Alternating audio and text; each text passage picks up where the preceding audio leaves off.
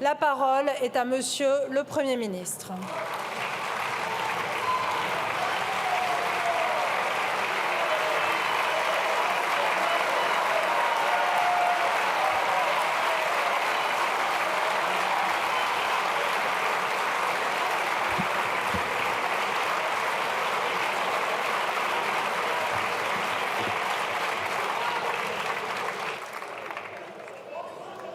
Madame la Présidente, Mesdames et Messieurs les députés, le propre de toute société humaine, c'est de regarder en face l'avenir qui se dessine devant elle, interroger son modèle, puiser en soi les ressources suffisantes pour avancer, corriger ce qui doit l'être, construire les bonnes solutions. Une société ne se perd jamais quand elle cherche à avancer. Une société ne se perd jamais quand elle doute. Elle perd quand le doute l'emporte sur tout le reste, quand le doute glace, quand il fige, quand il conduit à douter non pas de l'avenir qui se dessine, mais à douter de soi-même, de ses forces, de ses capacités. Je suis né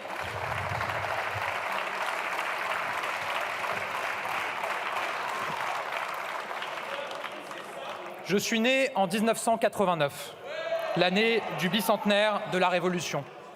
Une année 89 où l'on a cru que la démocratie libérale et le progrès universel triompheraient par eux-mêmes. Ma génération a vu l'inverse se produire, parce que notre génération, partout dans le monde, voit son monde chamboulé plus fortement encore que tout autre avant elle.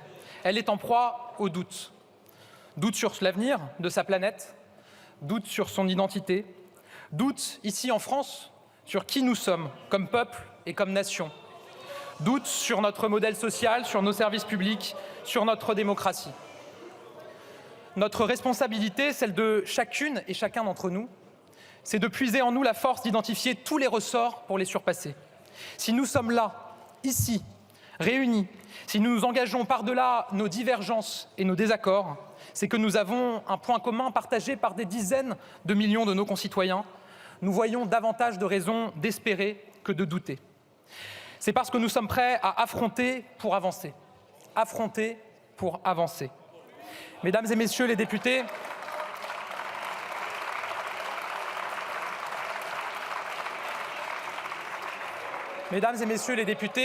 en m'exprimant face à vous, c'est en réalité à chaque citoyen de notre pays que je m'adresse.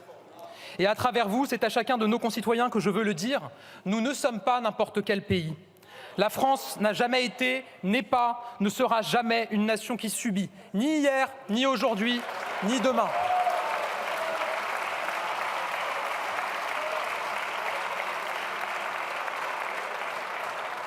Dans les pires moments de doute, de désarroi, de désunion, elle a montré sa solidité, son supplément d'âme, qui fait d'elle une nation à nulle autre pareille. En cette année 2024, nous commémorerons les 80 ans du débarquement, moment de libération d'une France, de soutien à des Français qui, pour la plupart, n'avaient jamais cessé de croire en elle.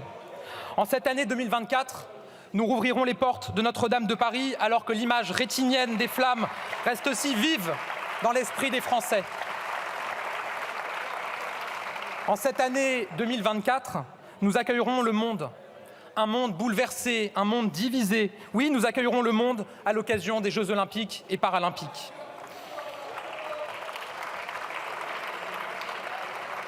La France rime avec puissance. La France, c'est un repère, c'est un idéal, c'est un patrimoine témoin d'une histoire millénaire. C'est un héritage moral, celui de la patrie où sont nés les droits de l'homme, celui d'un modèle social protecteur, envié dans le monde entier. La France, c'est le pays de la création que nous soutenons et qui nous fait rayonner. C'est la patrie de la recherche à laquelle nous donnons des moyens sans précédent. C'est la nation de l'innovation qui construit le monde de demain, de 2030. La France, ce sont nos jeunes qui osent et qui se lancent. La France, ce sont nos familles et toutes ces mères célibataires qui se battent, qui ne lâchent rien, jamais. Ce sont nos soignants, nos professeurs, nos forces de l'ordre, tous nos agents publics, nos militaires qui s'engagent pour quelque chose qui les dépasse. Ce sont nos artisans qui font rayonner nos savoir-faire, nos agriculteurs, nos pêcheurs qui travaillent matin, midi et soir pour nous nourrir.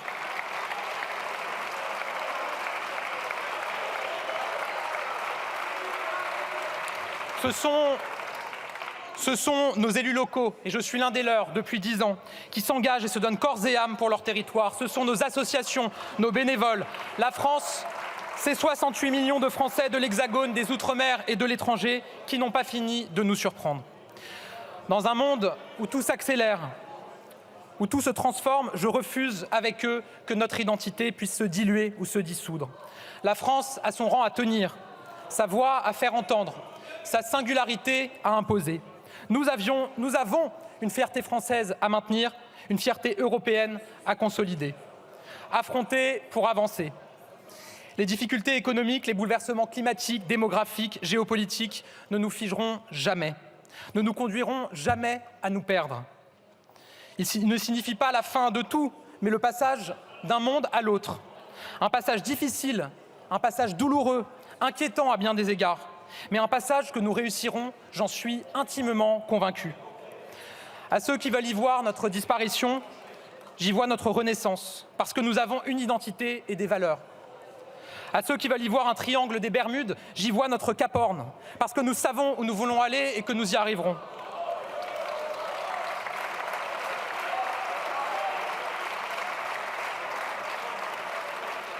À ceux qui veulent y voir une perte de boussole, j'y vois une détermination, parce que j'ai confiance. Confiance parce que je connais le chemin que nous avons parcouru depuis 2017, les tabous que nous avons levés, les obstacles que nous avons franchis. J'ai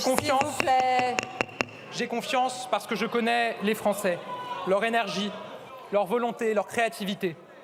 J'ai confiance parce que, face aux épreuves, aux inquiétudes, aux crises, notre pays s'est toujours relevé.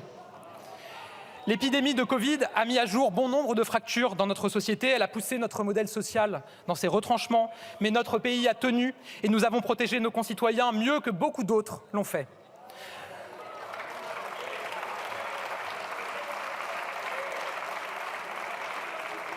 Le dérèglement climatique nous frappe plus dur, plus fort, plus souvent. L'exceptionnel devient la norme. Les catastrophes se multiplient. Mais notre pays agit avec force et jamais dans son histoire, les émissions de gaz à effet de serre n'ont baissé aussi rapidement que l'an dernier.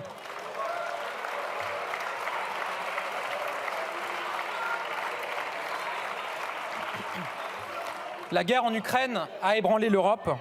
Elle a détruit le rêve d'une paix éternelle sur notre continent. Elle nous a rappelé durement que la démocratie était fragile et la liberté un idéal toujours à défendre. Mais notre pays, notre Europe, ont montré le visage de la détermination face à l'agresseur et sa solidarité pour le peuple ukrainien. L'attaque terroriste monstrueuse en Israël et la guerre au Proche-Orient ont ravivé des plaies, des maux, jusque dans notre société. Mais notre pays a su se dresser, répondre par le refus de la haine et par l'unité. La crise énergétique, l'inflation, la menace terroriste, les crises se superposent, s'enchevêtrent et s'additionnent. Elles n'offrent aucune solution miraculeuse. Mais méthodiquement, avec les Français, nous y répondrons. Bien sûr, face à ces crises, pour beaucoup de Français, l'avenir est davantage une crainte qu'une promesse. Et encore trop de Français ont le sentiment de perdre le contrôle de leur propre vie. Avec le président de la République, avec mon gouvernement, je ne m'y résous pas, je ne m'y résoudrai jamais.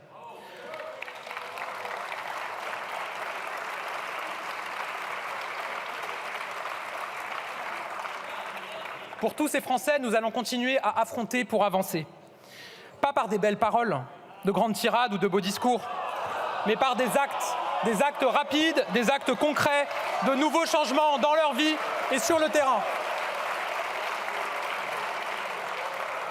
Madame la Présidente, Mesdames et Messieurs les députés, sous l'égide du Président de la République, l'identité même de cette majorité, de ce gouvernement, c'est de reconquérir notre souveraineté française et européenne. Notre promesse aux Français est claire. Oui, nous voulons reprendre notre destin en main en ouvrant une nouvelle page de cette conquête. Nous pouvons nous appuyer sur un bilan concret, tangible et solide. En 2017, ma génération n'avait connu que la désindustrialisation qui semblait inéluctable, le chômage de masse qui s'ancrait, l'Europe qui se désunissait, la transition écologique qui rimait avec nécessité plus qu'avec réalité. Au fond, en 2017, la souveraineté de la France et de l'Europe était pour beaucoup un impensé. Pour certains même, il s'agissait d'un gros mot. Nous avons assumé de parler de souveraineté et plus encore, nous avons assumé d'en faire la matrice de notre action et nous avons agi. Nous avons engagé une action résolue pour la souveraineté économique avec pour la première fois le retour de l'industrie sur notre sol, n'en déplaise aux Cassandres.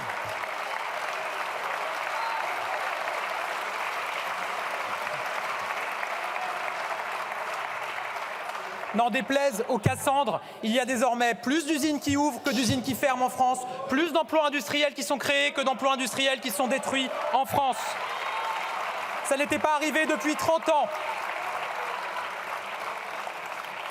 Notre taux de chômage est descendu à un niveau jamais atteint depuis 25 ans. Et pour la 5e année consécutive, notre pays est le plus attractif d'Europe pour les investissements étrangers. Nous avons engagé une action résolue pour lutter contre le réchauffement climatique et conquérir notre indépendance énergétique, avec une planification écologique inédite dans le monde et une stratégie énergétique pour une énergie plus souveraine et plus durable. Nous avons engagé une action résolue pour la souveraineté de nos frontières, avec une loi immigration et un pacte asile-immigration au niveau européen, enfin réellement protecteur de notre pays.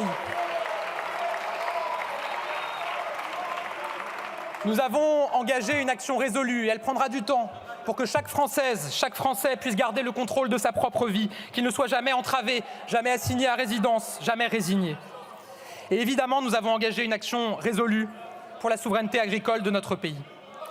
Mesdames et messieurs les députés, je le dis ici dès le début de cette intervention, notre agriculture est une force. Pas simplement parce qu'elle nous alimente au sens propre du terme, mais parce qu'elle constitue l'un des fondements de notre identité, de nos traditions. Parce que nos agriculteurs incarnent des valeurs fondamentales et qui, lorsqu'elles sont bridées, fragilisent l'ensemble de la société. Je pense à la valeur travail, à l'effort et à la liberté d'entreprendre.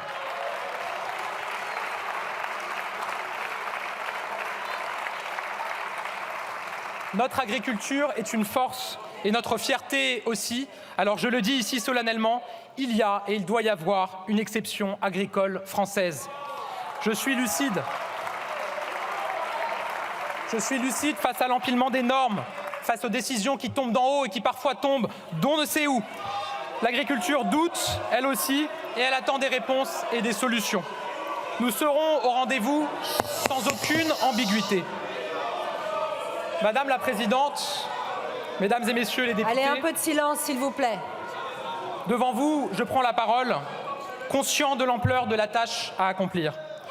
Je veux m'adresser à tous les Français, à ceux qui doutent et à ceux qui espèrent, à ceux qui écoutent et à ceux qui n'y croient plus.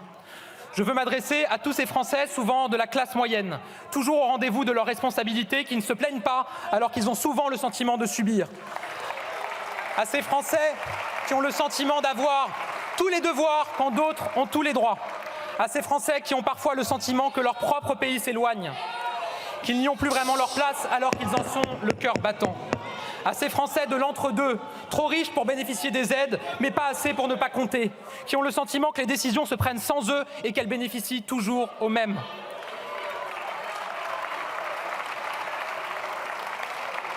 À ces Français qui ont parfois l'impression de vivre dans une France archipel, dont les ponts seraient sur le point de rompre, mais ces Français qui espèrent, au fond d'eux, qu'on parviendra à les réunir. À ces Français qui ne demandent pas la lune, mais simplement à pouvoir vivre de leur travail, éduquer leurs enfants, se soigner et vivre en sécurité. Je les entends, je les comprends, et comme la majorité y œuvre depuis 2017, je veux contribuer à leur répondre. Je le veux avec d'autant plus de détermination que je sais le risque pour eux de les laisser céder à des sirènes qui ne conduiraient qu'au chaos, à la division et à l'effondrement. Car je suis lucide que pendant que nous agissons, certains guettent, entretiennent les colères et espèrent en récolter les fruits. Mesdames et Messieurs les députés, le défi est immense et j'ai bien conscience que nous ne pourrons pas le relever seuls avec mes ministres que je remercie pour leur engagement sans faille. J'ai bien conscience aussi du message très clair exprimé par les Français en 2022. Nous avons une majorité que je salue, à qui je veux dire ma confiance et ma fidélité. Mais cette majorité est relative. Et les Français attendent que nous cessions les querelles de principe pour échanger et pour agir ensemble. Depuis 2022, depuis 18 mois, sur bien des textes, nous y sommes parvenus. Et aujourd'hui, je le dis à la majorité comme aux oppositions, nous avons la France en partage. Nous avons, je le crois, un devoir commun de transcender les clivages, les désaccords et les divisions pour œuvrer au service des Français.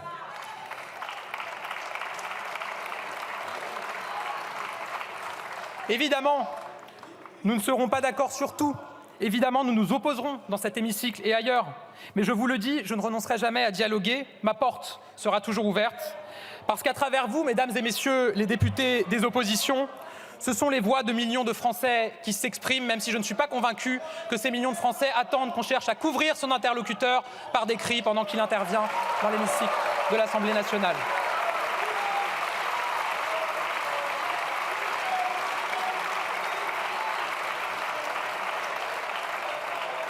C'est aussi cela la méthode que je veux pour mon gouvernement.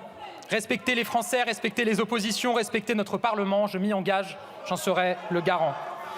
Ma méthode a toujours été la même. Chaque Français porte une vérité sur notre pays, nous devons l'écouter et y répondre. Forces politiques, organisations syndicales, élus locaux français, depuis ma nomination, j'ai entamé des échanges, toujours avec franchise et lucidité. Alors avec vous, je veux chercher à faire résonner les mots de nos concitoyens, répondre à leurs inquiétudes et porter leurs espoirs. Alors mesdames et messieurs les députés, ma priorité est claire, favoriser le travail pour que ceux qui en sont éloignés s'en rapprochent, en soutenant ceux qui n'ont que le fruit de leur travail pour vivre et qui sont toujours au rendez-vous de leurs responsabilités.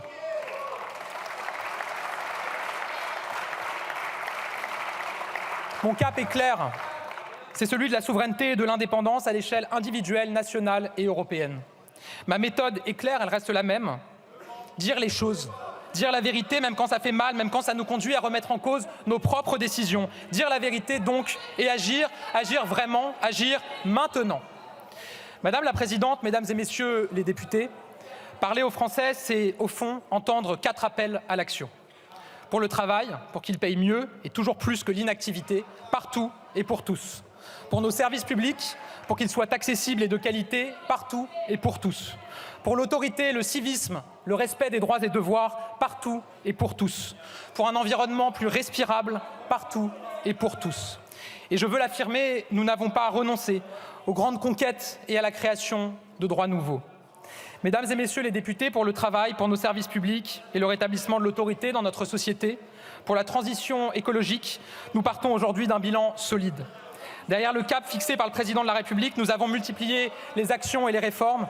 Et je veux rendre ici hommage à l'action déterminante d'Édouard Philippe, Jean Castex et Elisabeth Borne, dont le sens de l'État et la détermination à faire sont des exemples. Je veux rendre hommage à la majorité toujours mobilisée pour améliorer le quotidien des Français. Je veux saluer tous les parlementaires qui ont accepté de sortir des logiques partisanes pour permettre l'adoption de nombreux textes.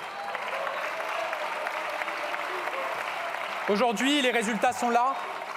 Depuis 2017, nous avons montré que le chômage de masse n'était pas une fatalité. Nous avons engagé des réformes fortes qui avaient été trop longtemps repoussées. Nous avons pris les ordonnances travail dès le début du premier quinquennat.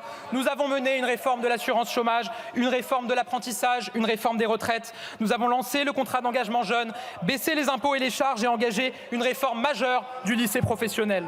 Aujourd'hui, le chômage a baissé de 2 points. 2 millions d'emplois ont été créés. Notre industrie revient avec 100 000 emplois industriels créés et la réouverture de 300 usines.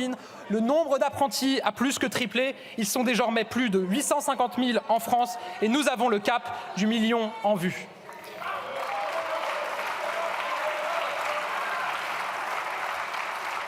Depuis 2017, nous avons agi massivement pour nos services publics, pour notre santé avec les 19 milliards d'euros du Ségur de la santé, avec une revalorisation historique des soignants, l'augmentation du nombre de places en études de médecine, d'infirmiers, d'aides-soignants.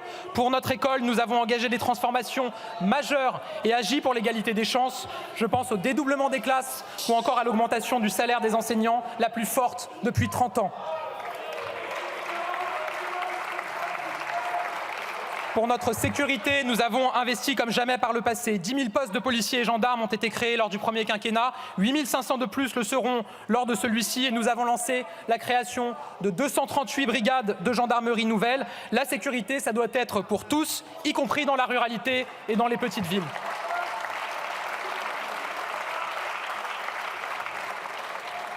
Depuis 2017, pour la planète, nous avons préféré aux grands mots les vrais actes. Nous agissons. et nous agissons plus qu'aucune majorité avant nous. Avant 2017, les émissions de gaz à effet de serre baissaient d'1% en moyenne en France. Dans le premier quinquennat, elles ont baissé de 2% en moyenne en France. L'an dernier, sur les 9 premiers mois de l'année seulement, elles ont baissé de près de 5%. C'est le crédit de notre action sur la transition écologique. Et conformément à l'engagement du président de la République, nous avons désormais une stratégie complète, secteur par secteur, territoire par territoire, la planification écologique. Nous nous donnons les moyens de réussir et nous investissons cette année 40 milliards d'euros pour la transition écologique. Madame la Présidente, Mesdames et Messieurs les députés, nous avons beaucoup fait, mais il reste encore du chemin. Alors avec mon gouvernement, je suis prêt, je suis déterminé. Nous devons répondre aux inquiétudes de la classe moyenne et faire en sorte que ceux qui vont travailler puissent vivre dignement de leur travail et gagnent toujours plus que ceux qui ne travaillent pas. Nous devons répondre aux défis des emplois non pourvus, car il est incompréhensible que le chômage reste autour de 7% alors qu'il y a tant d'entreprises et de filières qui cherchent à recruter partout sur le territoire national.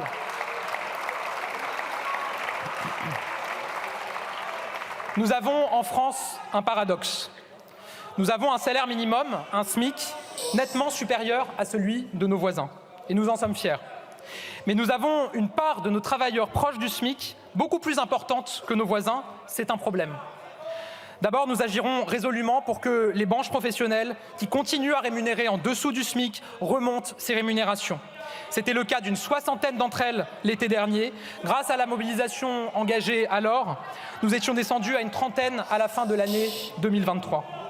La revalorisation du SMIC au 1er janvier dernier en a fait redescendre une partie en dessous du SMIC. Je demande de poursuivre et amplifier la mobilisation pour des résultats rapides et je n'exclus aucune mesure pour y parvenir.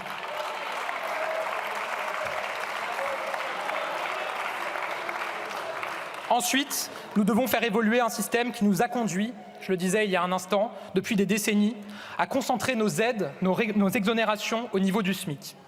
Aujourd'hui, pour augmenter de 100 € le revenu d'un employé au SMIC, l'employeur doit débourser 238 € de plus. Quant au salarié, il perd 39 € de prime d'activité, il voit sa CSG et ses cotisations sociales augmenter de 26% et il rentre dans l'impôt sur le revenu. En bref, autant le dire, notre système, fruit de réformes successives, pétri de bonnes intentions ces dernières décennies, a placé notre monde économique dans une situation où il n'y a quasiment plus aucun intérêt pour quiconque à augmenter un salarié au SMIC. On ne peut accepter une France où beaucoup sont condamnés à rester proches du SMIC toute leur carrière.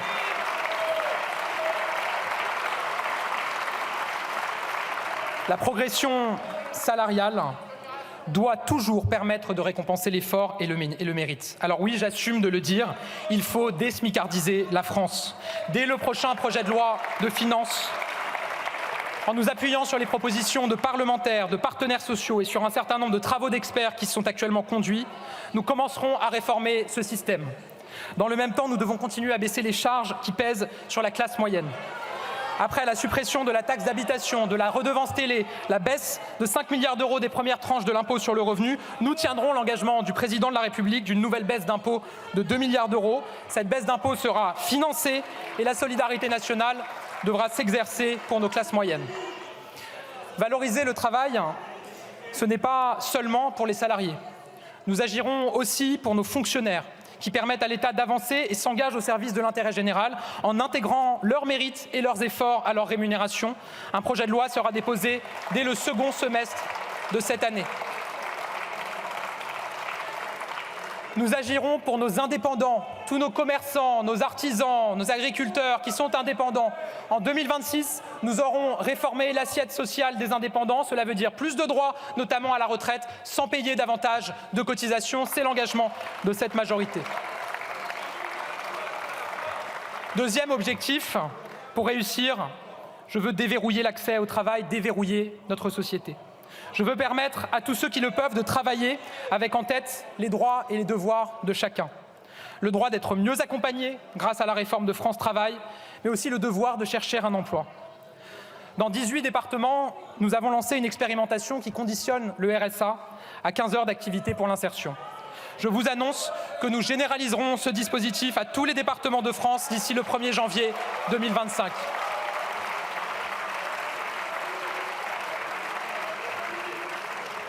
De plus, nous devons aller plus loin dans la réforme de l'assurance chômage.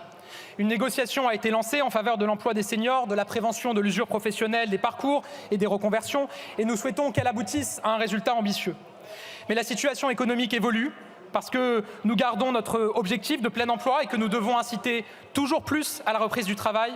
Je serai extrêmement attentif à l'évolution de la trajectoire financière de l'assurance chômage. Si cette dernière dévie, je n'hésiterai pas, comme la loi le permet, à demander aux partenaires sociaux de remettre l'ouvrage sur le métier sur la base d'une nouvelle lettre de cadrage aux ambitions très claires, inciter toujours plus à la reprise d'emploi sans aucun tabou.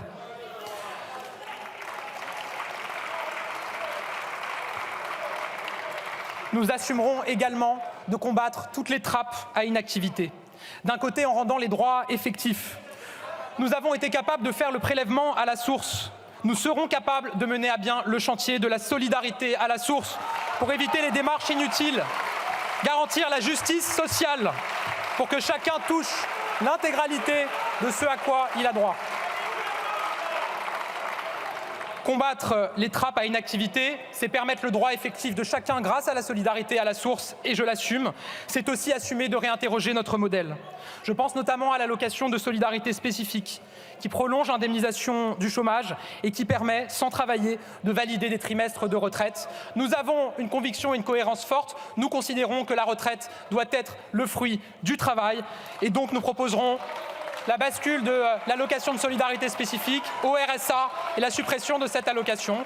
Chercher un modèle social plus efficace et moins coûteux, ce n'est pas un gros mot, c'est un impératif. Déverrouiller le travail, c'est aussi l'adapter aux nouvelles aspirations de nos concitoyens. C'est un fait, le rapport au travail a changé. Je mesure dans ma génération comme dans les autres les changements de mentalité, les nouvelles attentes sur les horaires, sur la disponibilité, sur l'équilibre entre vie professionnelle et vie familiale. Ces aspirations ne doivent pas être niées. Elles ne doivent pas être caricaturées non plus, au risque de décevoir certains ici. Personne ne demande un droit à la paresse dans notre pays.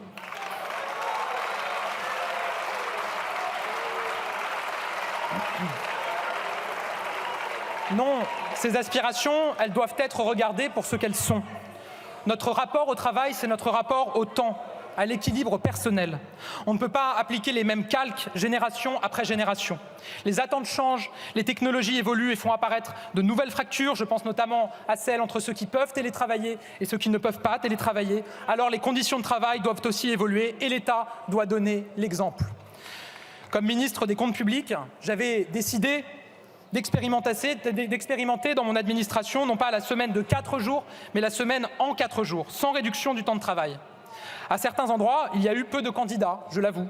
À d'autres, ils sont nombreux à avoir choisi de pouvoir arriver plus tôt le matin, partir plus tard le soir pour travailler un jour de moins. Comme Premier ministre, je demande à l'ensemble de mes ministres d'expérimenter cette solution dans leurs administrations centrales et déconcentrées.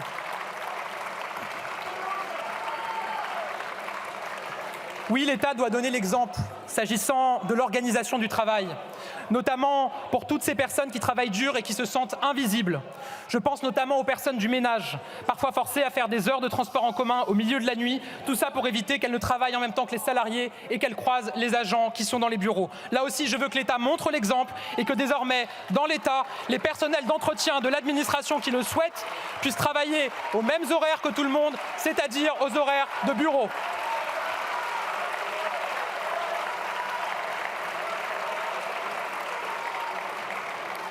Oui, nous devons mieux prendre en compte notre rapport au temps.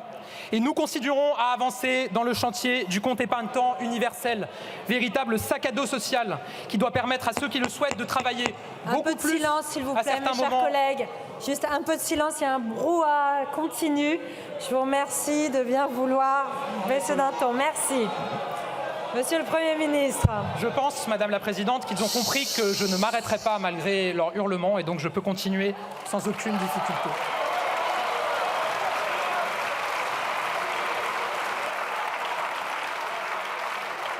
Mieux prendre en compte notre rapport au temps et nous continuerons à avancer dans le chantier du compte épargne-temps universel, je l'ai dit il y a un instant, véritable sac à dos social qui doit permettre à ceux qui le souhaitent de travailler beaucoup plus à certains moments de leur vie où ils le peuvent, notamment quand ils sont jeunes et n'ont pas encore de responsabilité familiale, pour pouvoir ensuite, à d'autres moments de leur vie, travailler moins, pour développer un projet, pour s'occuper de sa famille ou d'un proche qui en a besoin. Déverrouiller notre économie, c'est aussi conquérir de nouvelles libertés, refuser le principe de rente, être capable de continuer à transformer et libérer. Un projet de loi en ce sens sera examiné au printemps. Il permettra notamment de déverrouiller certaines professions comme les syndics ou encore les ventes en ligne de médicaments par les pharmacies. Mesdames et messieurs les députés, beaucoup d'entre vous me l'ont dit, s'il est un secteur qu'il faut déverrouiller, c'est bien le logement. Le problème du logement est clair. Il tient à la fois à l'offre et à la demande. Or, pouvoir se loger, acquérir son logement, c'est pour tant de Français le projet d'une vie, l'assurance d'une retraite sereine. En lien avec les élus locaux, nous répondrons à cette crise du logement en créant un choc d'offres avec 5 solutions immédiates proposées. D'abord, nous allons simplifier massivement les normes, revoir les DPE, simplifier l'accès à MaPrimeRénov', faciliter la densification, lever les contraintes sur le zonage, accélérer les procédures. Ensuite, nous désignerons dans 2 semaines 20 territoires engagés pour le logement, où nous accélérerons toutes les procédures, comme nous avons su le faire pour les Jeux Olympiques et Paralympiques, avec pour objectif d'y créer 30 000 nouveaux logements d'ici 3 ans. Nous n'hésiterons pas à procéder à des réquisitions pour des bâtiments vides, notamment des bâtiments de bureaux. Nous l'avons déjà fait et nous continuerons à le faire. Nous continuerons à soutenir le monde du logement social. Nous avons agi pour lui en maintenant le taux du livret A, avec 1,2 milliard d'euros pour leur rénovation énergétique, avec des plans de rachat massifs. Nous voulons également répondre aux causes structurelles de la crise du logement social. Le coût élevé du foncier avec un nouveau prêt de très long terme, 2 milliards d'euros distribués par la Banque des Territoires. Et nous allons aussi contribuer à faire évoluer le monde du logement social. Le faire évoluer pour inciter les élus à développer de nouveaux programmes. Aussi, je vous annonce que nous allons donner aux maires la main pour la première attribution dans les nouveaux logements sociaux construits sur leur commune. C'était une mesure attendue par les élus locaux.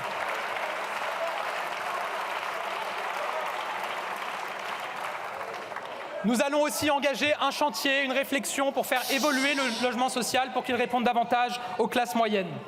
Vous le savez, d'ici 2025, toutes les communes soumises à la loi SRU doivent posséder au moins un quart de logements sociaux sur leur territoire. Nous proposerons et nous mettrons en débat d'ajouter pour une part les logements intermédiaires accessibles à la classe moyenne dans ce calcul des 25%.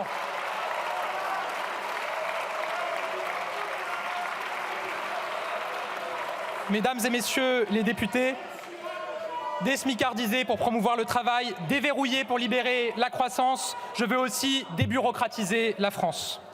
Je veux alléger le fardeau des règles et des normes qui pèsent sur ceux qui créent nos TPE et nos PME, sur tous ces Français qui travaillent sans compter et qui créent de l'activité et de l'emploi. Il a été évalué que chaque année, ce sont 60 milliards d'euros que nous perdons à cause des démarches et des complexités de notre quotidien.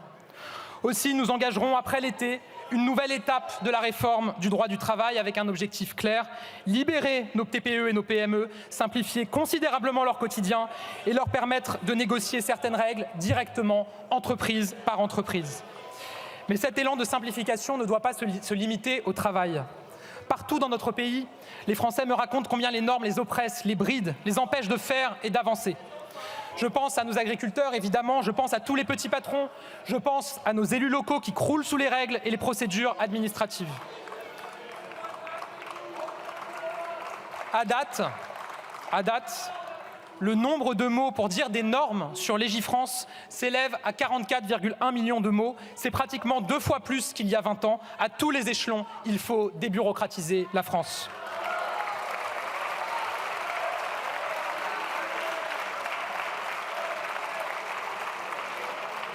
Nous évaluerons les normes qui peuvent être supprimées ou simplifiées avec les Français, avec les professionnels, avec les élus.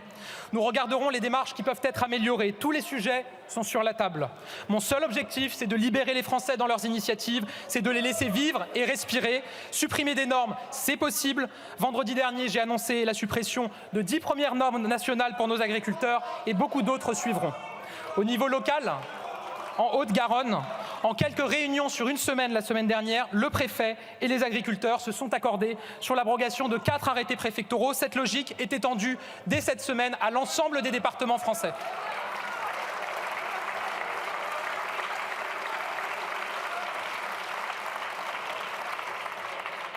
Simplifier les démarches, c'est possible. Et je vous annonce que dès cette année, chacun pourra enfin porter plainte en ligne partout sur le territoire.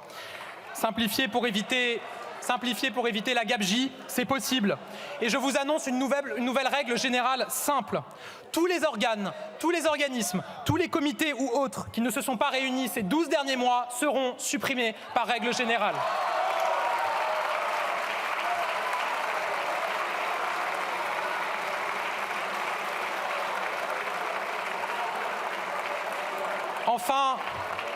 Enfin, des pans entiers de notre économie demandent des simplifications encore drastiques, notamment pour accélérer le retour de notre industrie. Pourquoi ? Parce que trop de délais, c'est moins de projets, et donc moins d'emplois et moins de croissance. Quand un investisseur veut implanter un projet en Europe, quelque chose lui saute aux yeux. En France, il faut 17 mois en moyenne pour implanter un projet industriel. En Allemagne, c'est 2 fois moins. Ça ne peut pas continuer.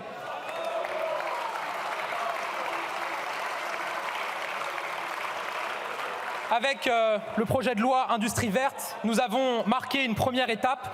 Je vous annonce que nous déposerons un deuxième projet de loi Industrie verte. Il proposera notamment de demander à la CNDP de concentrer ses travaux uniquement sur les projets d'envergure nationale. Ce sera 6 mois de gagné dans les procédures pour les autres projets.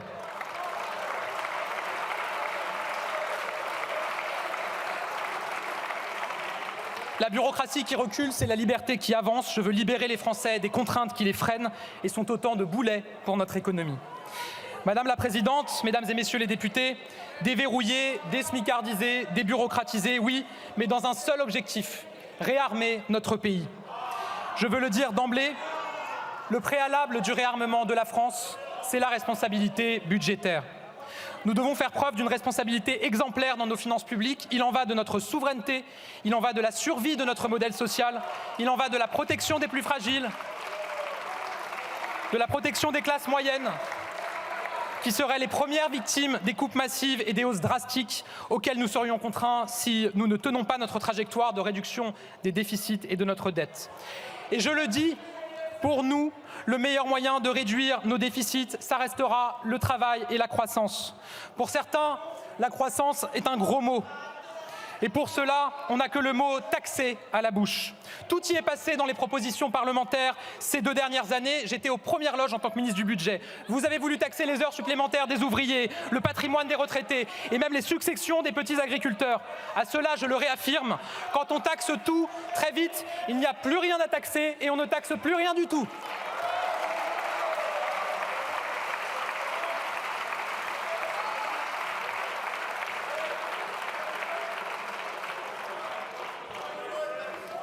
Je vous confirme que nous poursuivrons le même cap, repasser sous les 3% de déficit public d'ici 2027, grâce à plus de croissance, plus d'activité, à la maîtrise de nos dépenses, pas grâce à trop d'impôts, grâce à des économies de structure aussi. Nous mettrons toutes nos forces dans la bataille. Nous allons poursuivre et renforcer les revues de dépenses, auxquelles tous les ministères et tous les secteurs de l'action publique seront associés. Les premières propositions d'économie pour le prochain PLF issues de ce travail seront annoncées dès le mois de mars et je souhaite qu'elles donnent lieu très vite à des échanges avec la représentation nationale. Madame la Présidente, Mesdames et Messieurs les députés, ce réarmement que nous construisons avec le Président de la République, il a un objectif prioritaire, assurer notre souveraineté. Alors oui, nous continuerons à renforcer notre souveraineté nationale et européenne, où nos frontières doivent être respectées. La lutte contre l'immigration illégale doit continuer à s'intensifier. Il faut assumer d'accueillir moins pour accueillir mieux. Nous continuerons à déployer la Border Force, lancée dans les Alpes-Maritimes, qui a déjà permis plusieurs dizaines de milliers d'interpellations à la frontière italienne. Je tiendrai l'engagement de ma prédécesseur de réformer l'aide médicale d'État. Nous le ferons avant l'été par voie réglementaire, avec une base qui est connue, le rapport Évin-Stefanini. Défendre notre souveraineté nationale, c'est aussi donner les moyens nécessaires à nos armées pour protéger nos territoires et nos valeurs. Nos militaires se battent au péril de leur vie pour défendre notre pays et notre République.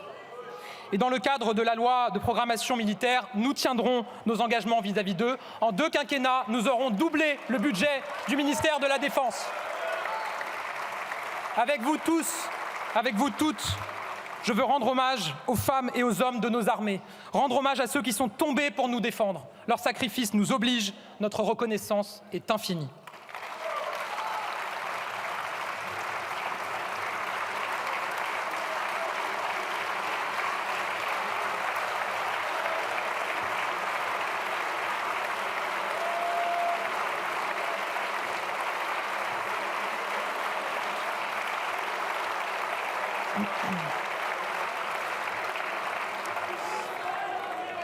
Notre souveraineté, c'est aussi notre capacité à répondre aux besoins de nos concitoyens. Et donc, sur ces fondements, nous allons réarmer nos services publics. Ils ont toujours été une fierté, ils doivent le rester et pour certains d'entre eux, le redevenir. Nous allons continuer à réarmer notre système de santé. Et avec vous, je veux rendre hommage à tous les soignants de France, chacun à leur poste, chacun dans leur spécialité. Ils sont les visages de l'engagement, de l'accompagnement, de l'attention et de l'humanité.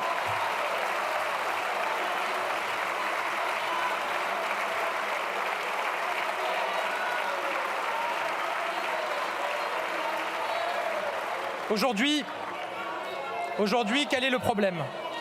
Malgré le travail de nos soignants, le temps médical manque. Un peu de silence. Nos compatriotes ne trouvent pas suffisamment de médecins et les délais aux urgences se rallongent. Cela se traduit par la désertification de notre pays et par la saturation de nos hôpitaux et en particulier des urgences. L'objectif est clair, plus de temps médical. Premier pilier, agir pour qu'il y ait plus de médecins devant les Français. Les effets de la suppression du numerus clausus ne se feront pas sentir immédiatement, alors nous devons mettre en œuvre des solutions fortes tout de suite. C'est pourquoi, comme l'a annoncé le président de la République, nous procéderons à la régularisation des médecins étrangers sur notre territoire.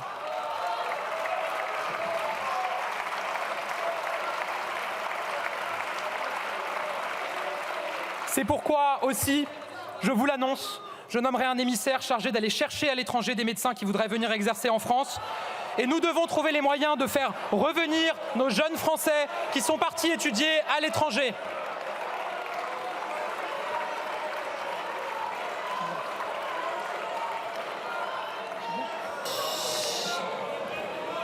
Nous devons aussi, et c'est ce qu'a proposé le député Neuder, mieux reconnaître l'expertise et la volonté de soignants qui ont fait beaucoup d'études et qui ont une vraie expérience.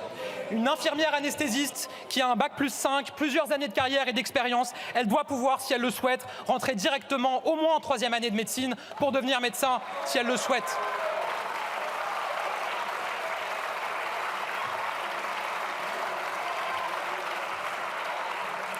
Deuxième pilier, agir pour qu'il n'y ait aucun territoire oublié.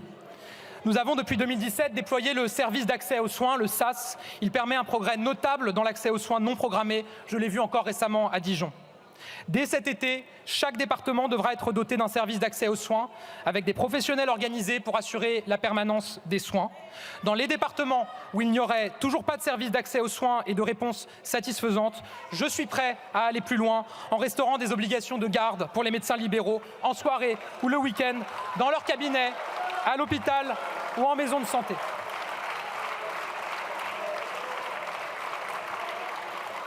Troisième pilier, libérer les médecins pour qu'ils se concentrent sur le soin. Nous poursuivrons les chantiers que nous avons engagés, notamment pour l'attractivité de tous les métiers du soin. Nous allons accélérer le passage de 6 000 à 10 000 assistants médicaux qui permettront aux médecins de pouvoir se consacrer davantage aux patients et moins aux formalités administratives. Concrètement, cela représente 2,5 millions de consultations supplémentaires libérées tous les ans pour les patients. Ensuite, nous allons poursuivre notre action en faveur de l'hôpital. Les moyens du Ségur de la santé ne sont pas encore arrivés partout. Ces lourdeurs, ces lenteurs sont insupportables. Cela changera rapidement. Enfin, il y a encore aujourd'hui trop de rendez-vous médicaux qui ne sont pas honorés. Pour les médecins, il est insupportable d'avoir chaque jour des patients qui ont un rendez-vous et qui ne se présentent pas. Pour les Français, il est insupportable de savoir que des millions d'heures sont perdues alors qu'ils attendent parfois des mois pour un rendez-vous. Je souhaite un principe simple qui se traduise par des mesures claires dès cette année. Quand on a rendez-vous chez le médecin et qu'on ne vient pas sans prévenir, on paye.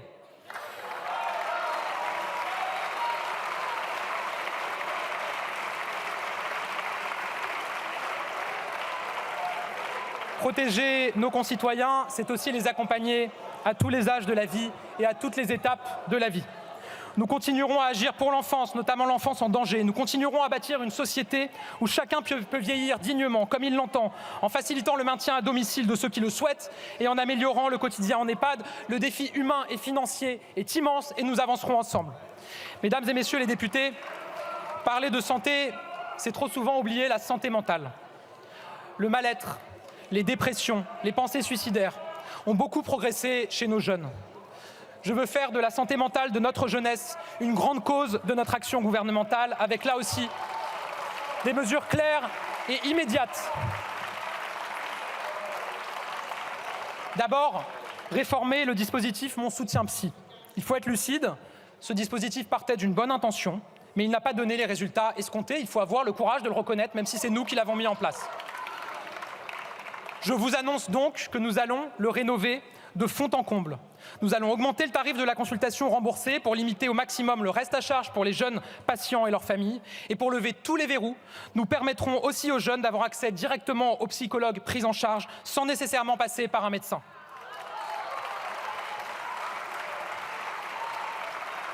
De plus, nous allons mailler notre territoire de maisons départementales des adolescents. Il y en a 50 aujourd'hui. Je souhaite qu'il y en ait une par département dans notre pays.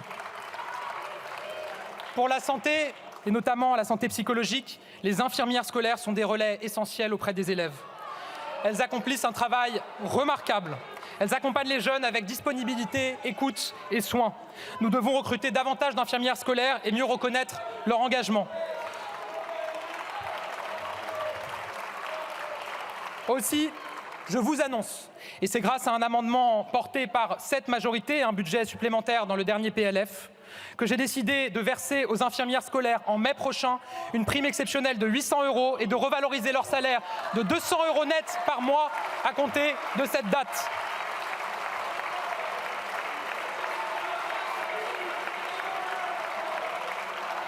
Je demande également au gouvernement de travailler à des revalorisations pour les autres personnels sociaux et sanitaires en milieu scolaire. Madame la Présidente, Mesdames et Messieurs les députés, renforcer nos pouvoirs publics, c'est aussi agir pour notre école. Je veux ici rendre hommage à nos professeurs. Ils s'investissent tous les jours au service de notre école, de nos élèves et donc de notre pays.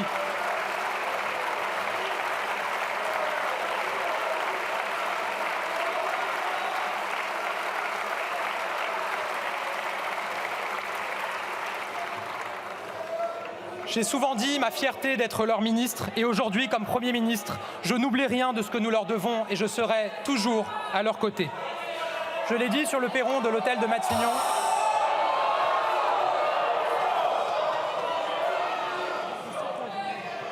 Je l'ai dit sur le perron de l'hôtel de Matignon dès mes premières minutes comme Premier ministre, l'école est la mère des batailles. Sur l'école, là aussi, il faut partir de la réalité des faits. Et pas uniquement des classements internationaux, il suffit d'écouter ce que nous disent nos Français, et notamment les parents et les grands-parents. Que nous disent-ils? Que ces dernières décennies, le niveau a baissé, que si le nombre d'heures d'absence remplacées a triplé ces derniers mois, le compte n'y est toujours pas. Que nous disent les professeurs? Qu'ils croient en leur métier, mais qu'il est de plus en plus difficile à exercer, qu'ils ont parfois peur d'enseigner des pans entiers de notre histoire et de notre littérature. Que nous disent les jeunes qui envisagent de devenir enseignants, que la formation initiale telle qu'elle est organisée ne correspond pas à leurs attentes et freine leur vocation. Nous allons continuer à leur répondre. Pour élever le niveau des élèves, j'avais lancé le choc des savoirs, il doit maintenant se déployer. Le choc des savoirs, c'est assumer que tout le monde ne progresse pas au même rythme, que tout le monde n'a pas les mêmes facilités ou les mêmes difficultés. La décision du redoublement sera désormais à la main de l'équipe pédagogique et les groupes de niveau commenceront à se mettre en place dès cette année dans nos collèges.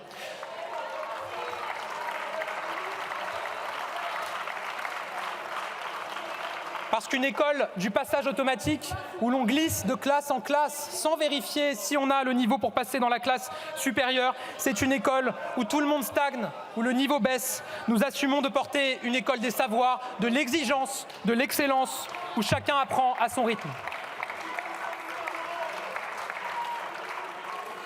Améliorer les savoirs, c'est évidemment aussi agir sur la question des remplacements. Nous évaluerons le pacte enseignant et si de nouvelles mesures s'imposent, nous les prendrons. Veiller au niveau des élèves, c'est réagir face aux nouveaux défis qui les menacent. Les écrans sont une catastrophe éducative et sanitaire en puissance. Nous avons d'ores et déjà interdit le portable au collège et comme l'a annoncé le président de la République, nous travaillerons à mieux réguler l'usage des écrans dans et en dehors de l'école pour nos enfants.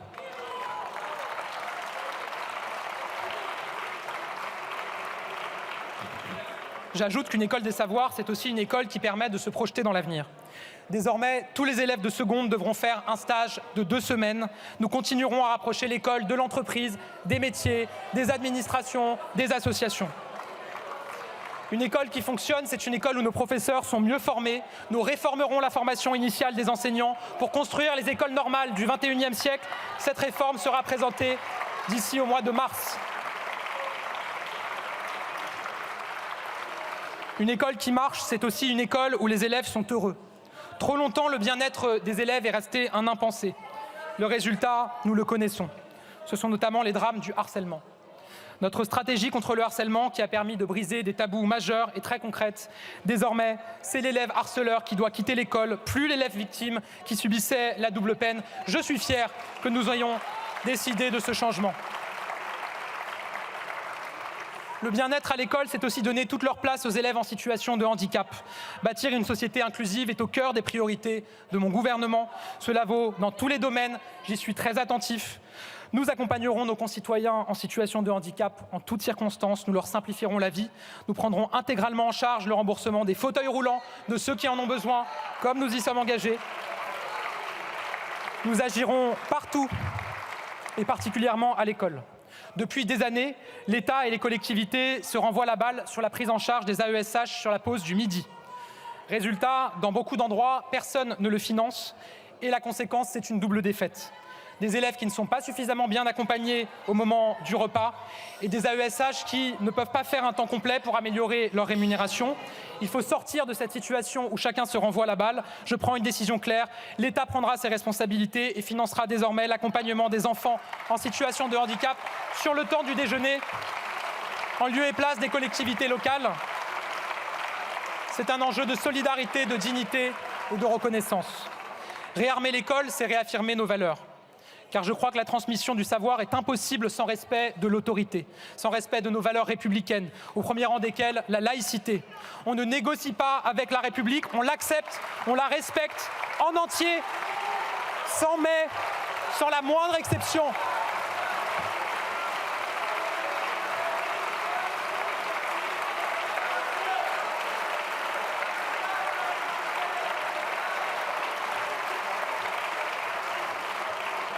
C'est pourquoi nous déploierons l'expérimentation de l'uniforme à l'école, symbole d'égalité républicaine. Et comme l'a annoncé le président de la République, si cette expérimentation est concluante, nous généraliserons l'uniforme en France à la rentrée 2026. Je veux le dire également, je ne peux pas me résoudre à ce que certains professeurs craignent d'aborder certains chapitres du programme. À la moindre entorse à notre pacte républicain, il doit y avoir des décisions fortes et des sanctions fermes. Et cela doit nous conduire à revoir l'échelle des sanctions dans nos établissements scolaires pour ne rien laisser passer. Mesdames et messieurs, réussir le réarmement civique, c'est au cœur des priorités de mon gouvernement. Nous devons faire respecter l'autorité partout, dans les classes, dans les familles, dans les rues. Ce respect s'apprend à l'école, je le disais, mais ce respect passe aussi par les familles. Les violences de juillet dernier ont profondément marqué notre pays. Parmi les émeutiers, des très jeunes parfois, qui semblaient avoir déjà coupé les ponts avec notre société, qui ne respectent plus leurs parents, pour qui la violence semble un moyen comme un autre de tromper l'ennui. Je ne me résoudrai pas à ce qu'on préfère attendre avant de donner une lourde peine, alors que bien souvent, c'est très tôt qu'il aurait fallu agir. Nous devons disposer de sanctions adaptées pour les mineurs de moins de 16 ans. Pour eux, on ne peut pas aujourd'hui prononcer de peine de travaux d'intérêt général. Je vous annonce que nous créerons des travaux d'intérêt éducatif qui seront leur équivalent et seront donnés plus facilement que des peines d'intérêt général.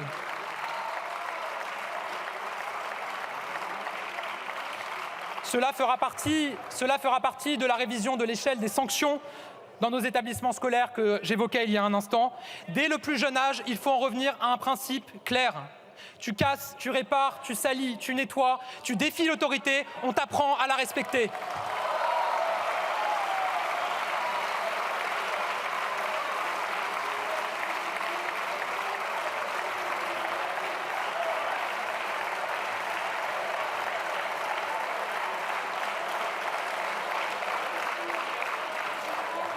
Nous responsabiliserons aussi davantage les parents.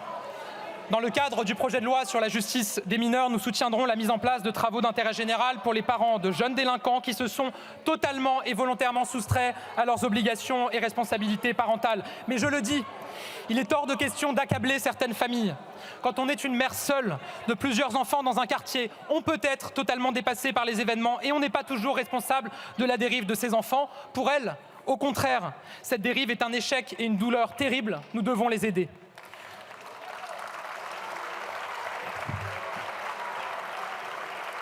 Et je ne me résous pas à ce que nous ayons une situation où nous ayons des familles dépassées par les événements avec des enfants qui ne respectent pas nos règles et qui sont violents d'un côté et 50 000 places d'internat disponibles de l'autre. Nous y répondrons. Désormais, quand un jeune sera sur la mauvaise pente, plutôt que de les laisser plonger dans la délinquance, nous proposerons aux parents de le placer en internat en y facilitant l'accès, y compris financier. Nous allons le couper de ses mauvaises fréquentations, nous allons lui offrir un cadre, un enseignement, une chance.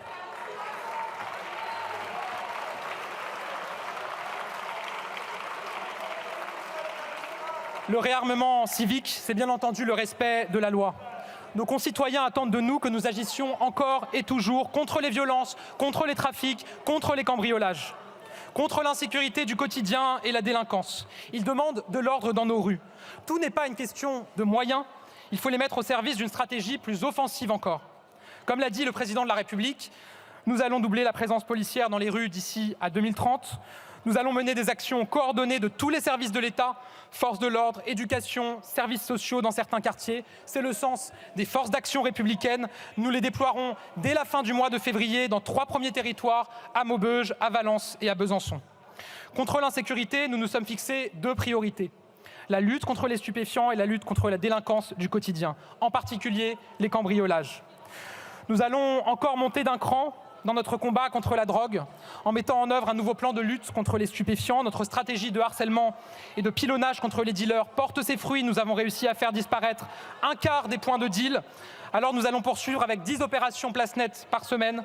Nous devons aussi taper les dealers au porte-monnaie et leur couper les vivres. C'est pourquoi nous allons désormais geler les avoirs des trafiquants de drogue qui sont identifiés.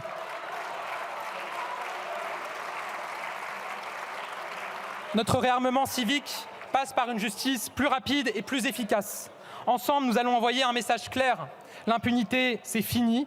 Nous avons décidé de moyens exceptionnels pour notre justice. Ils seront au rendez-vous pour accélérer les délais.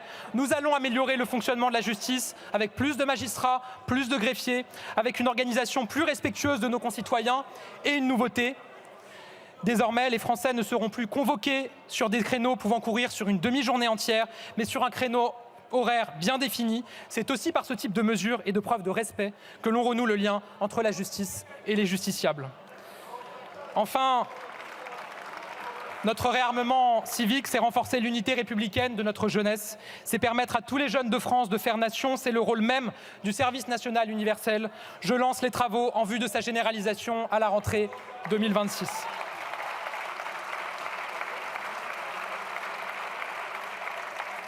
Mesdames et messieurs les députés, parler de nos services publics, c'est aussi parler de nos territoires.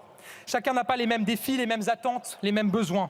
J'évoquerai demain longuement devant le Sénat la stratégie sur les territoires. Je veux d'ores et déjà ici, puisque vous êtes aussi élus de circonscription et pour un bon nombre d'entre vous, élus locaux comme moi, vous dire quelles sont nos attentes. Mon gouvernement sera toujours à l'écoute des territoires et des élus locaux. Toutes les solutions se construiront avec eux. Je peux vous assurer aussi que nous cherchons toujours des solutions adaptées aux réalités du terrain en ayant recours à la différenciation, à l'adaptation des normes. Nous continuerons à avancer, c'est le sens de la mission confiée à Éric Woerth qui nous remettra ses propositions dans les prochains mois. Nous chercherons ensemble un chemin pour une autonomie de la Corse dans la République, comme s'y est engagé le président de la République. Alors que je parle de différenciation de territoire, j'ai une pensée pour les territoires d'outre-mer, où elle s'impose tout particulièrement. Y réarmer nos services publics y est peut-être plus crucial, plus vital encore qu'ailleurs. Les Outre-mer sont un atout déterminant pour notre pays.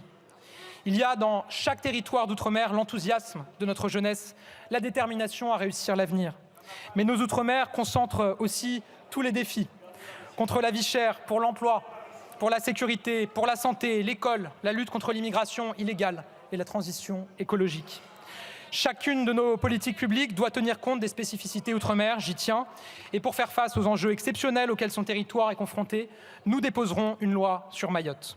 Je veux ici avoir un mot particulier pour la Nouvelle-Calédonie. Je souhaite que le processus politique en cours aboutisse. J'y veillerai et vous examinerez dans quelques semaines un projet de loi constitutionnelle sur l'avenir de la Nouvelle-Calédonie. Madame la Présidente, Mesdames et Messieurs les députés, ensemble, je vous propose d'accélérer encore notre transition écologique. Le dérèglement climatique, ce ne sont pas seulement quelques degrés de plus. Ce sont des vies détruites par les intempéries, ce sont des exploitations agricoles menacées et avec elles, toute notre capacité à nous nourrir. Ce sont des maisons et des immeubles menacés par la montée des eaux, fissurés par les mouvements des sols. Face à ces constats, certains voudraient une écologie de la brutalité. Pour eux, l'écologie doit être punitive, douloureuse, passer par la désignation de boucs émissaires et par la décroissance. La décroissance, je le redis ici, c'est la fin de notre modèle social, c'est la pauvreté de masse. Jamais je ne l'accepterai.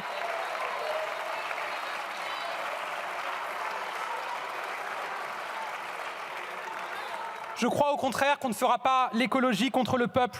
Je crois au contraire qu'il faut entendre les inquiétudes des Français, de tous les Français. Il faut entendre les agriculteurs qui travaillent et qui s'inquiètent pour leur avenir et leur métier. Il faut entendre les élus locaux qui veulent développer leur commune. Il faut entendre les millions de Français des villes moyennes, des petites communes et de la ruralité, pour qui la voiture est gage de travail et de liberté. L'écologie sans le peuple, c'est paver le chemin aux crises sociales et au renoncement. Au contraire, nous allons continuer à bâtir ensemble une écologie populaire, une écologie à la française, avec les Français, pour les Français. C'est le sens de la planification écologique qui protégera la biodiversité et permettra une baisse radicale de nos émissions de gaz à effet de serre, une baisse de 55% d'ici 2030. Une écologie populaire, c'est une écologie où chacun agit à la hauteur de ses moyens. C'est pourquoi l'État sera exemplaire. C'est pourquoi nous continuerons d'aider les entreprises à participer activement à l'effort.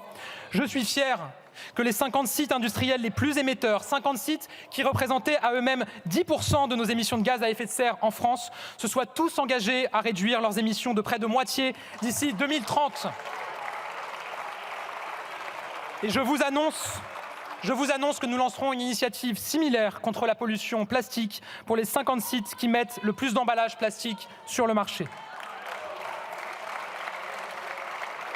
Une écologie populaire, c'est une écologie des solutions.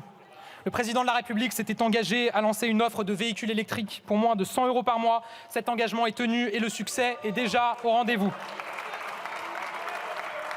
Le président de la République s'est engagé à développer les RER métropolitains, à investir massivement dans le ferroviaire. Cet engagement, lui aussi, nous le tiendrons.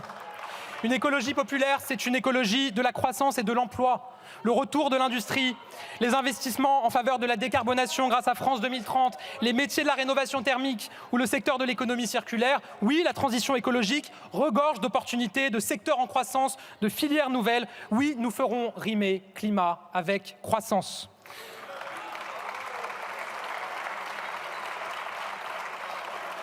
Une écologie populaire, c'est une écologie qui se construit au plus près des réalités des Français et des territoires.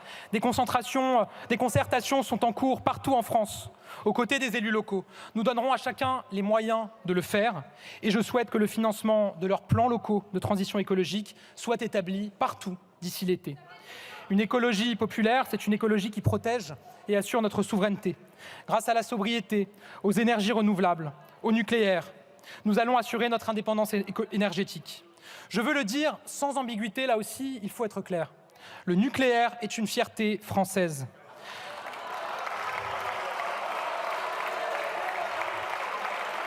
Le nucléaire, c'est un atout majeur pour notre pays. J'assume d'être à la tête d'un gouvernement pro-énergie nucléaire avec une majorité pro-énergie nucléaire qui me soutient.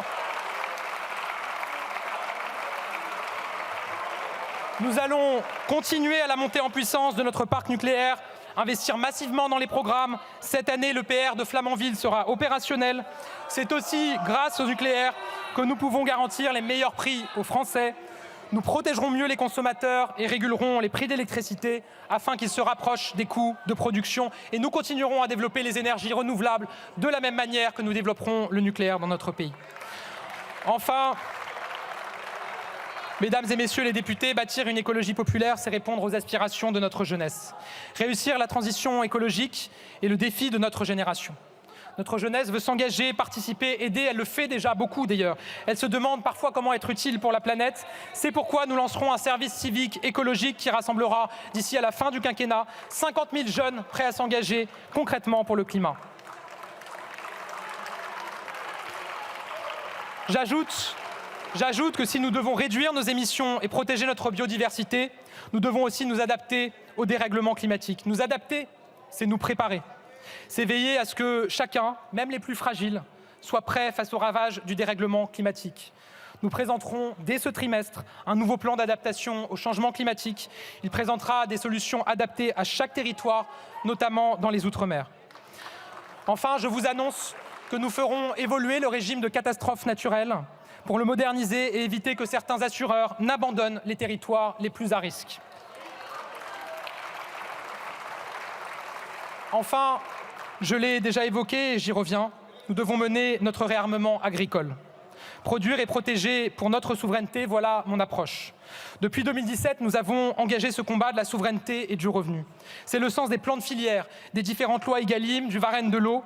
Nous avons débloqué 250 millions d'euros pour trouver des alternatives aux phytosanitaires. C'est un effort inédit. Sur l'Union européenne, nous avons toujours été moteurs sur la réciprocité et les clauses miroirs et nous les ferons respecter. Produire, oui, ça vous dérange, Produire, c'est d'abord donner du temps à nos agriculteurs pour passer plus de temps dans leurs champs, moins de temps devant leurs écrans. Produire, c'est être souverain. Je souhaite que cet objectif de souveraineté alimentaire soit désormais clairement inscrit dans la loi. Protéger aussi, protéger face aux crises climatiques et sanitaires. Le gouvernement l'a toujours fait lors du gel, des sécheresses, de la grippe aviaire. Nous avons adopté un budget de l'assurance récolte sans précédent avec un budget historique. Nous continuerons à le faire. Protéger face à la concurrence déloyale, c'est le combat pour la réciprocité et pour les mesures miroirs que je vais continuer à mener avec détermination. Ce combat, il doit se mener en Europe, comme nous l'avons fait sur les médicaments vétérinaires. Mais nous devons aller plus loin, changer de logique. J'assume de dire que tout ne sera pas réglé en quelques semaines. J'assume de dire que les chantiers sont complexes et que pour certains, il faudra y travailler encore. J'assume aussi d'apporter des réponses rapides partout là où c'est possible. Très concrètement, sur Egalim, dès la semaine dernière, 100 inspecteurs de la DGCCRF supplémentaires ont commencé leur contrôle sur le terrain, qui seront 2 fois plus nombreux qu'auparavant. C'est une vague de contrôle sans précédent. Sur la trésorerie des exploitants, nous avançons dès à présent. Dès février, 50% des remboursements TICPE seront versés aux exploitants, soit 733 € par exemple pour une exploitation utilisant 7000 litres de GNR. Dès la semaine prochaine, 5 février précisément, un guichet pour la prise en charge des frais vétérinaires concernant la MHE sera ouvert. Il permettra de verser les premières indemnisations dès la fin du mois de février. Le taux de prise en charge des frais vétérinaires a été réévalué à 90%. D'ici le 15 mars, toutes les aides PAC seront versées sur les comptes bancaires des exploitants. Et nous travaillerons avec les régions.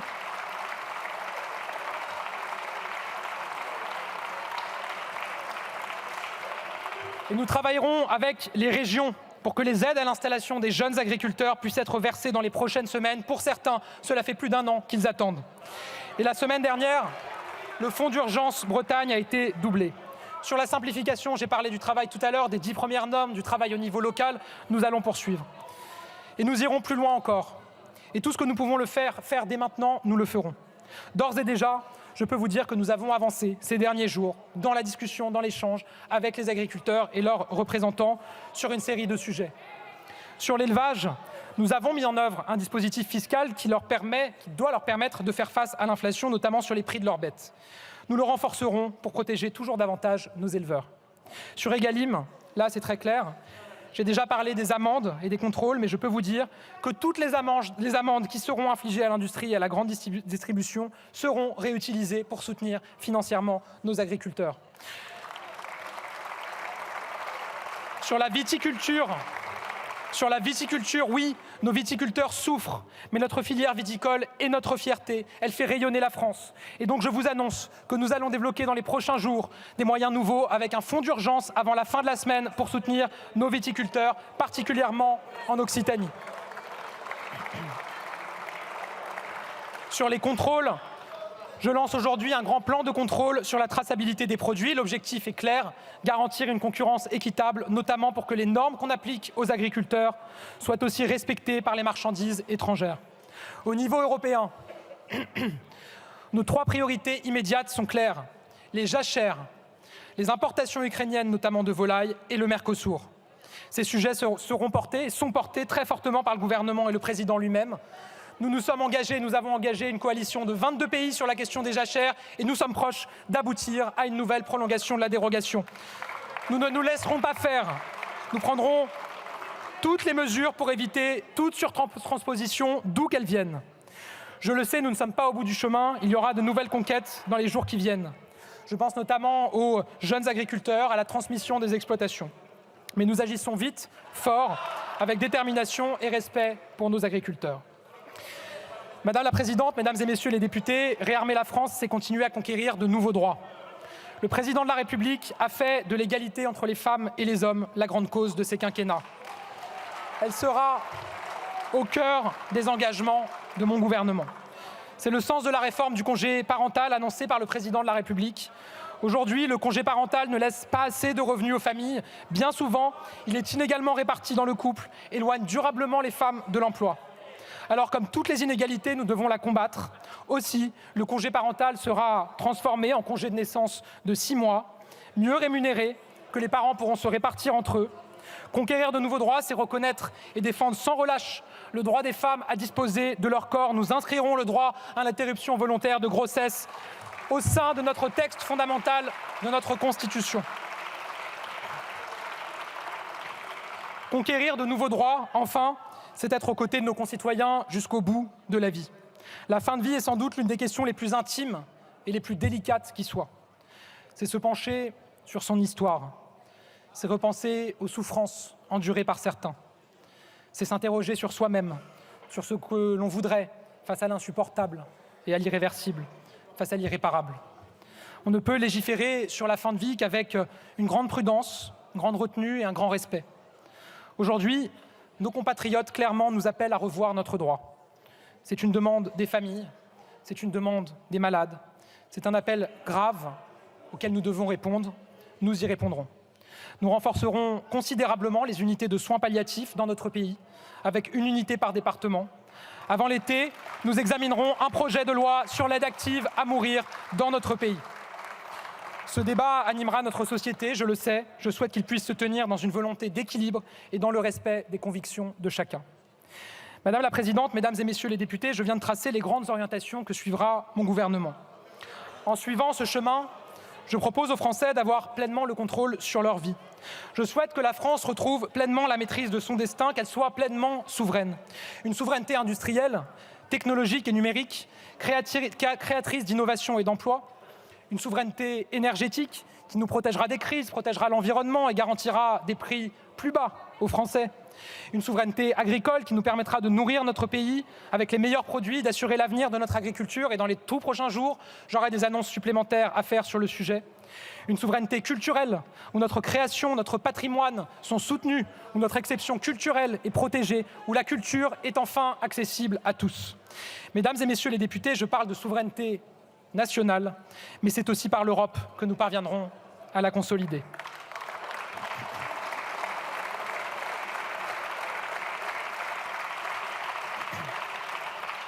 Depuis 2017 et le discours de la Sorbonne du président de la République, l'Europe a changé.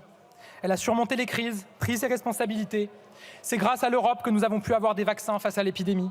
Grâce à l'Europe que nous avons bénéficié du plan de relance massif.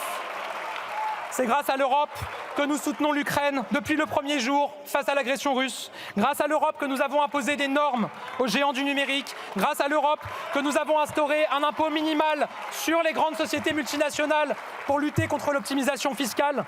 Grâce à l'Europe que nous contrôlerons mieux nos frontières grâce au pacte asile-immigration. Un pacte que je résume en une phrase. Nous contrôlerons enfin qui peut entrer dans l'espace Schengen et qui ne le peut pas. Grâce à l'Europe aussi que nous investissons massivement dans certains secteurs stratégiques et pour notre industrie. Je le dis, ceux qui prônent la fin de l'application des traités sont les partisans d'un Frexit déguisé qui affaiblirait la France.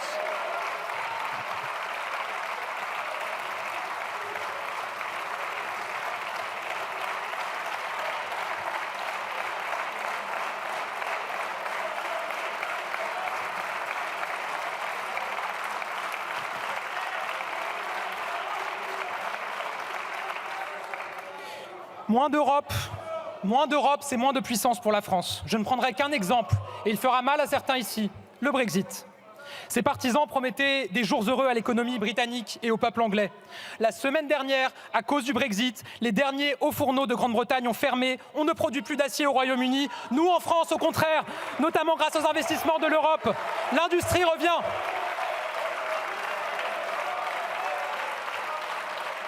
Qui étaient les premiers partisans en France du Brexit? Qui a baptisé dans les villes qu'il dirige des rues du Brexit? Qui s'est affiché ouvertement avec le leader du camp du Brexit? C'est le Rassemblement national.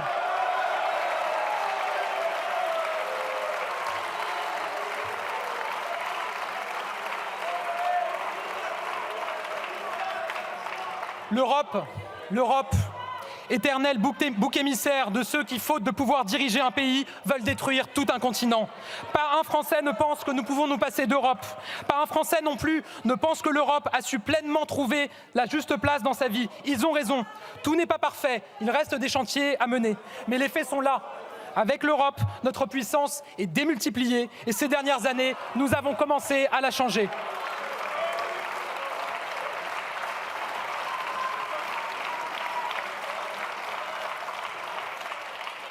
Et je le dis solennellement, à l'heure où il est minuit moins une dans le siècle, face aux impérialismes, les masques devront tomber.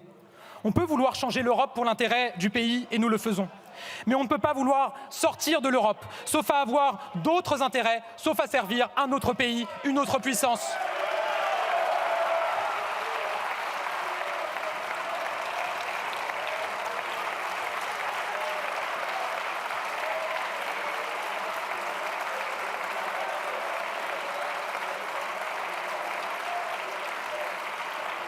Madame la Présidente, Mesdames et Messieurs les députés, voilà les grands principes qui guideront mon action, celle de mon gouvernement, pour la France et pour les Français.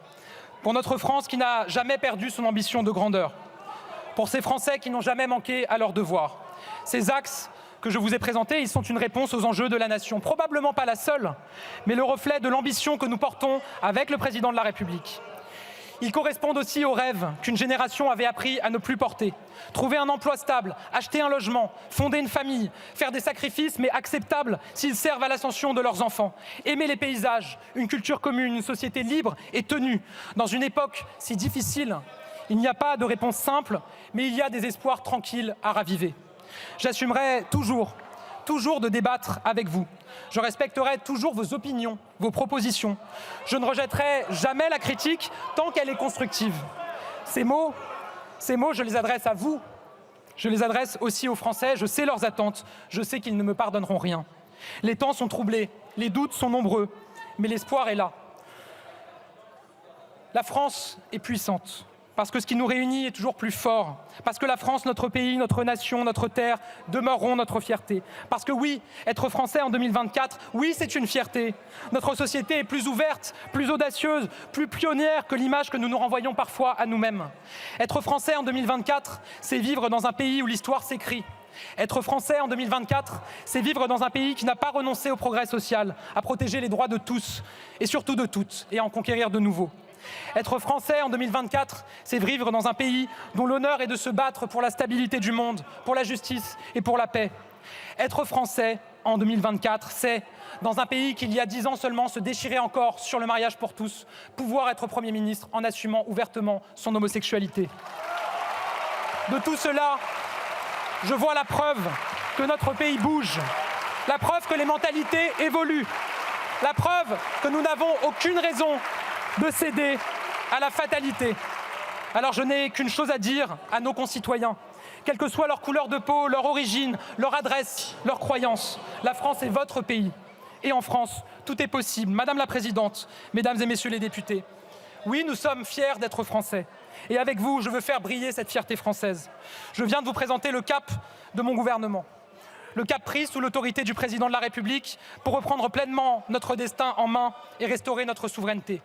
Et aujourd'hui, nous sommes prêts à voir la vérité en face, prêts à écouter, prêts à entendre la voix de tous les Français, prêts à agir, prêts à œuvrer sans relâche, fidèles à notre devise républicaine, prêts à garantir la liberté, à œuvrer pour plus d'égalité, à toujours choisir la fraternité. Parce que, Madame la Présidente, Mesdames et Messieurs les députés, Nous ne sommes pas n'importe quel pays. Nous ne serons jamais une puissance moyenne qui se résignerait au déclin avec fatalité. Nous ne sommes pas condamnés à subir, mais déterminés à agir, déterminés à prendre notre destin en main, déterminés, Madame la Présidente, Mesdames et Messieurs les députés, parce que nous sommes la France et que rien ne résiste au peuple français.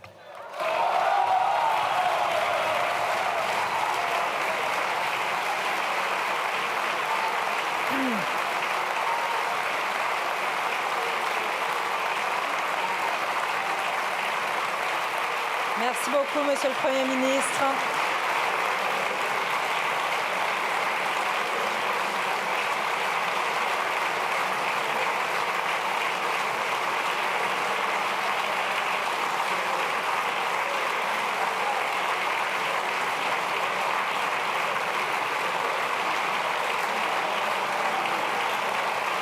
Merci beaucoup.